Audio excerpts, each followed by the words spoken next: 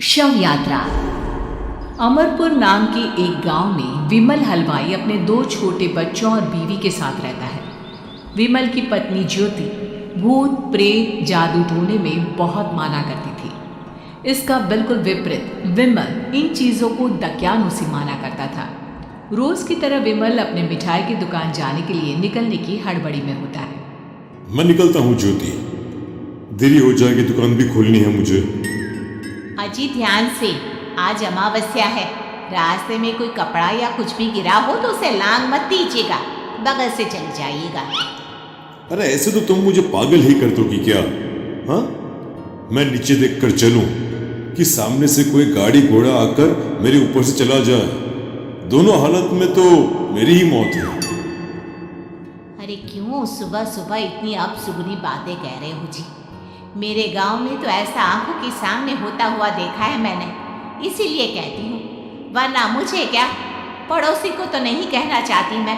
पति है आप मेरे, इसलिए बोल रही हूँ। विमल अपनी मिठाई की दुकान चला जाता है। दुकान पर पहले से ही ग्राहकों की लंबी लाइन लगी हुई थी।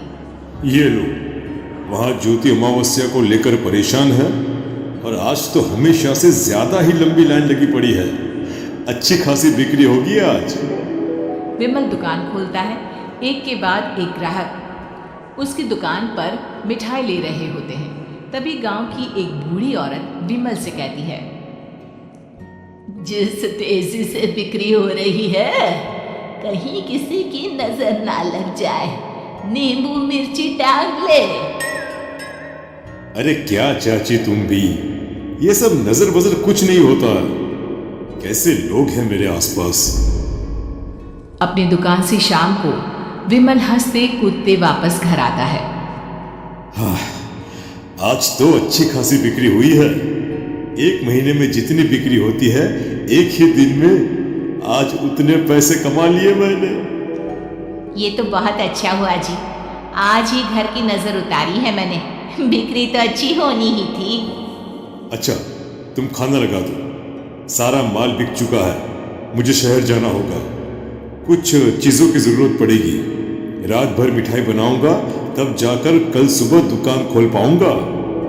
खाना खाकर विमल शहर जाने के लिए निकल पड़ता है। सुनिए जी, ध्यान से जाइएगा। चौरस्ते पर किसी जादू टोने की चीज पर पैर मत रख दीजिएगा।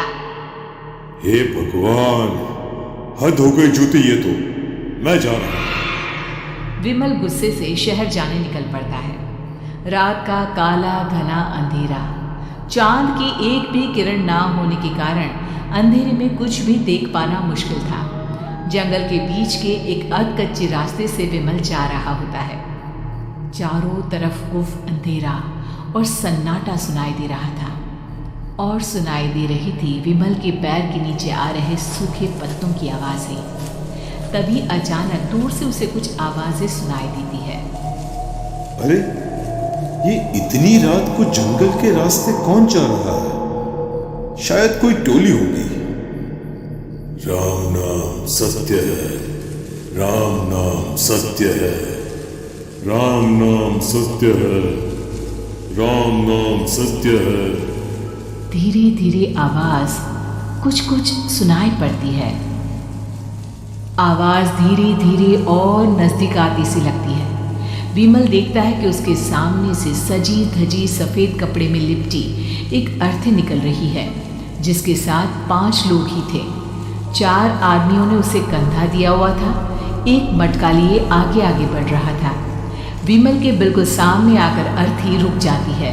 उसमें से एक आदमी विमल से कहता है, अरे भाई, जरा अर्थी को कंधा लगाना, मैं बहुत थक गया हूँ, बड़ी मेहरबानी होगी। हाँ भाई, कंधा तो मैं लगा दूं, पर रात को 12 बजे ये शव यात्रा, इस समय कौन अर्थी ले जाता है? तभी विमल को ऐसा लगता है कि शव में से आवाज आई, ये आवाज।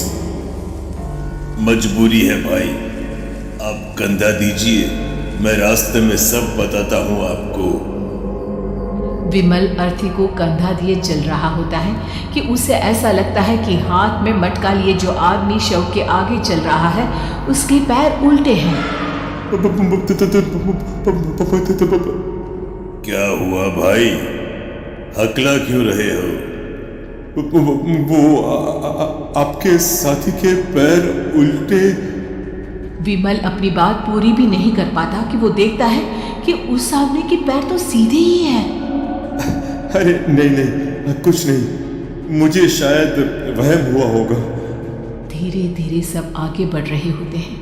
तब विमल को अचानक लगता है मटके में से एक हाथ बाहर आ रहा है। विमल घबरा जाता है। इसके पहले वो कुछ बोल पाता, कल्लू कहता है, मेरा नाम कल्लू है। हम 6 दोस्त थे, जिसमें से एक को तो तुम सोया हुआ देख रहे हो।